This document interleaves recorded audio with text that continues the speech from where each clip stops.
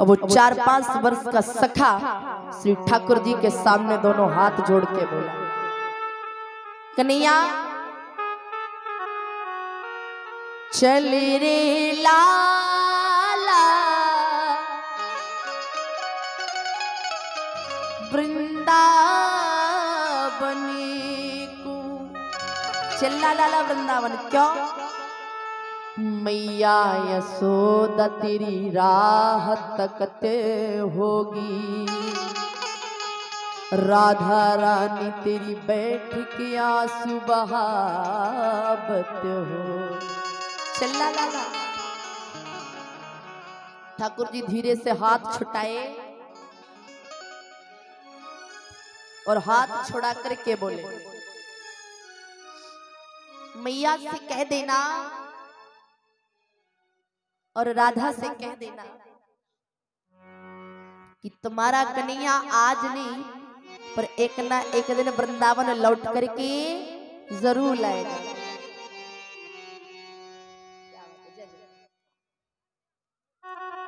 प्रेम से बोली श्री वृंदावन बिहारी लाल की। आज जैसे ही सारे सखा और नंद बाबा वृंदावन लौट करके आए,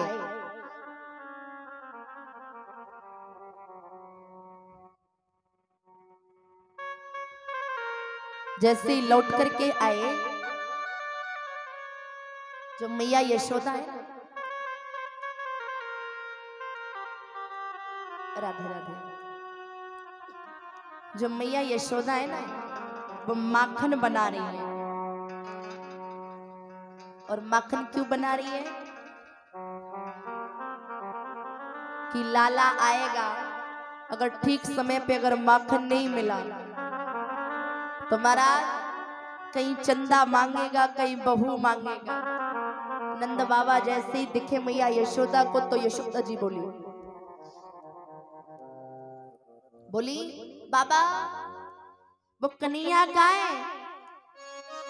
तुम कन्हैया को लेकर के नहीं आए? श्री नंद बाबा ने कहा, यशोदा तेरा कन्हैया वृंदावन लौट के आएगो जरूर, पर आज नहीं आया, पता नहीं कब आया। आज भी हो गया, धीरे धीरे करके बरसों बीतने लगे।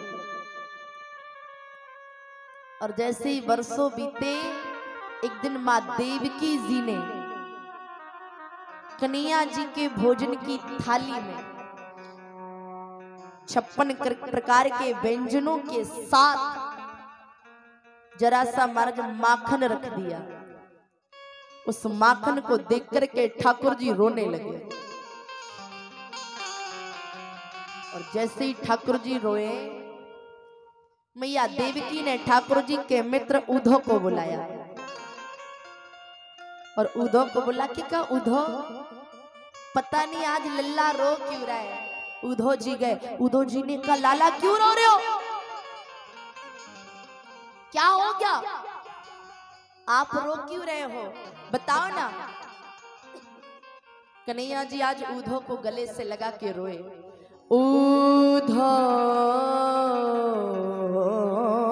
मोहे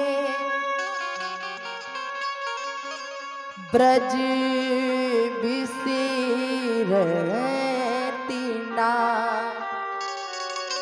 उद्धव मुझे ब्रज की बड़ी याद आ रही है। लाला वृंदावन की याद आ रही है ना, तो चला जाना।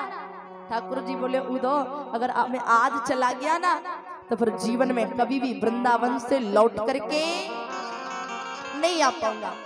उद्धव एक काम करो, मेरा संदेशा लेकर के जाओ और वृंदावन में मेरा संदेशा देख करके वापस आओ। उद्धव जी ने कहा कन्हैया मैं संस्कृत को पढ़ने वाला विद्वान व्यक्ति, वो वृंदावन के बिना पढ़े लिखे लोग मेरी संस्कृत भाषा को समझेंगे? ठाकुर जी बोले वो कम पढ़े लिखे हैं, संस्कृत मत बोलना, एक बार जाकर के तो देखो। उद्धव जी ने कहा बस ऐसे जाऊंगा और ऐसे आऊंगा। ठाकुर जी ने कहा जाके देखो, तुम ऐसे जाते हो कि ऐसे आते हो कि सीधा 6 महीने बाद लौट करके आओ। जब उद्धव जी जाने लगे ना तो कन्हैया जी ने आवाज लगाई, उद्धव जाने से पहले ये मेरी काली कंबल मेरा मोर मुकुट अपने माथे पे लगा के जाओ। वो कम पढ़े लिखे लोग हैं ना उद्धव, मैं उन्हें जानता हूं। अगर उन्होंने तेरे सिर पर अगर मोर मुकुट नहीं देखा ना तो तुझसे बात करना तो दूर, तुझे एक नजर उठा करके भी नहीं देखेंगे। उद्धव जी जैसे ही महाराज वृंदावन के लिए गए, जैसे ही महाराज ब्रज के सखाओं ने रथ के घोड़ों की आवाज सुनाई दी, सारे सखा दौड़ पड़े, लाला आ गया, लाला आ गया, लाला आ गया। वो छोटो सो सखा बोले, लाला आ गया तो क्या कर? मैं ना जाऊं उससे मिलने। क्यों ना जाए? उसने हमसे झूठ कहा कि वो आज जाएगा, कल रहेगा, परसों लौट के आएगा, बरसों बाद आए ना, मैं ना जाऊं। आकर के जब तक वो मुझसे माफी नहीं मांगेगा तब तक मैं उससे मिलने वाला नहीं। इतना कहा, इतने में तो महाराज उस सखी ने इतनी तेज दौड़ी लगाई कि सबसे आगे पहुंच गया। और जैसे उद्धव जी को देखा ना तो रुक गया और एक दूसरे का चेहरा देख के कहते, ये हमारा कन्हैया नहीं हो सकता। क्यों? अगर हमारा कन्हैया होता ना तो अभी ये रथ पर नहीं होता, ये हमारे गले से लगा होता। क्यों? क्योंकि हम अपने कन्हैया को जानते हैं, वो हमारी मुंह की जूठी कढ़ी चाटने वाला है, ये कन्हैया नहीं हो सकता। एक सखा बोले, कौन हो? और ये बेरुपिया बन के क्यों आए हो मोर मुकुट लगा के? ठाकुर उद्धव जी ने कहा, मैं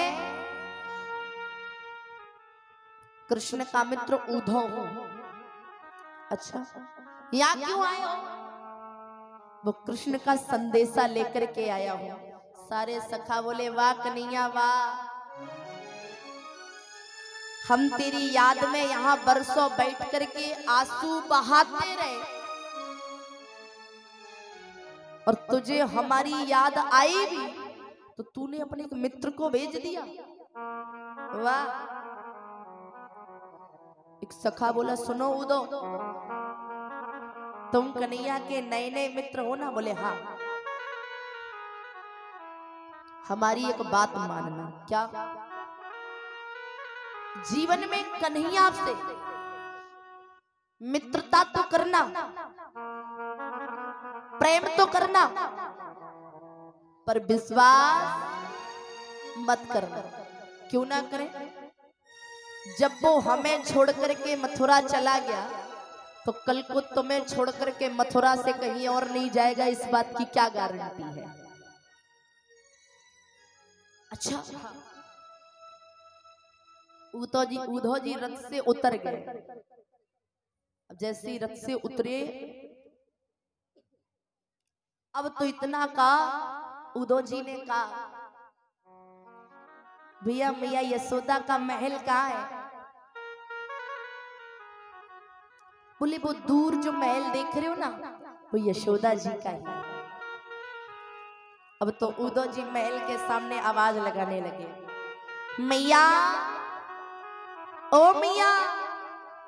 यशोदा जी की रोमते रोमते आंखें कमजोर हो गई, सुनने की शक्ति कमजोर हो गई। यशोदा जी बोली, क्यों? कौन आए हुए? 1 घंटा ते मैया मैया कह रहे हो, हाँ? तो को पता ना है का? लाला को बड़ी मुश्किल से सुलाया है, अगर कहीं जाग गया तो कहीं चंदा मांगे, कहीं बहू मांगे, कहीं कछु मांगे। हाँ? यशोदा जी पलने में जाके देखती है, पलना खाली दिखा। यशोदा जी पछाड़ खा के गिर पड़ी। ए लाला, मुझको माफ कर दियो। क्यों? मेरो लाला तो परसों की कह के बरसों पहले मथुरा चलो गए।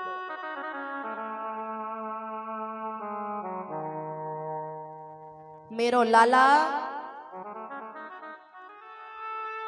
तो परसों की कह के बरसों पहले मथुरा चलो गयो, अब कहाँ है मेरो लाला।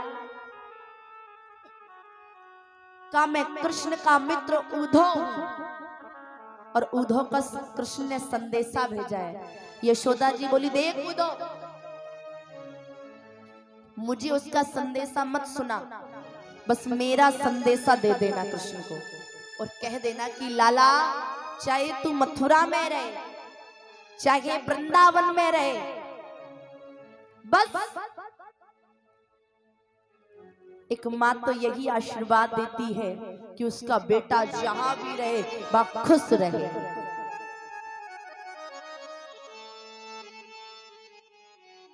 और तुझे जीवन में कभी भी याद आए तो कह देना कि तेरी मैया आज भी तेरा पलक पावड़े बिछा करके इंतजार कर रही है। उद्धव जी बोले मैया श्री राधा रानी कहाँ मिलेंगी? राधा? हाँ। बोले वो दूर जहाँ हजारों सखियां बैठी हो उन सखियों के बीच में जो सबसे शांत बैठी हो समझ लेना वो मेरी राधा है। जो उद्धव जी है ना वो महाराज लता पताओं की ओट में बैठे हैं और उद्धव जी ने देखा क्या एक सखी कह रही है राधा आज मेरे सपने में वो घनश्याम आया और क्या किया? बोले गागरिया उठवाई प्रेम ते मीठो सोबते आयो। वो आया उसने प्रेम से महाराज मटकी उठवाई प्रेम से बतरायो, पर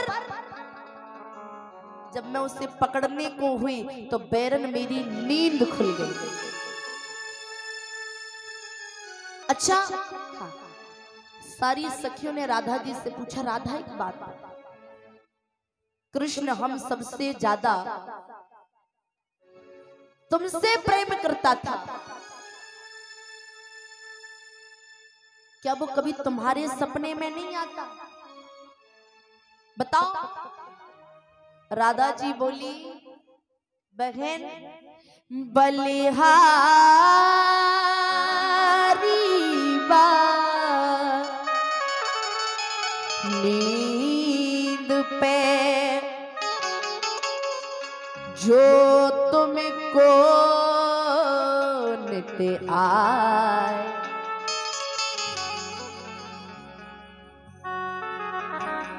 बहन बलहारी हूं उस नींद पर जो तुमको नित्य प्रतिदिन आती है। तो